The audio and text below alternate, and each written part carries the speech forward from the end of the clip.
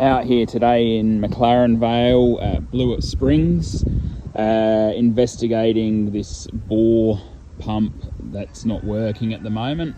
As you can see, it's quite a old setup we've got here. Still got the ceramic fuse in there inside the control box for this system, and obviously it's used for irrigating and livestock out here.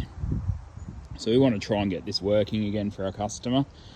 So we're going to do some investigations now. You can see here, this is where it actually drops into the ground for the actual well.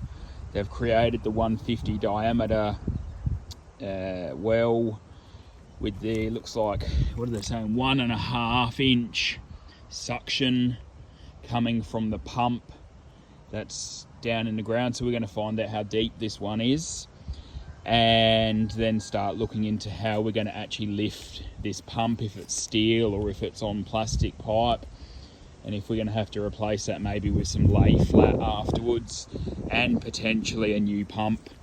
So this is only the start of this process, but we'll be certain to keep you updated as we make more progress here out in the beautiful McLaren Vale.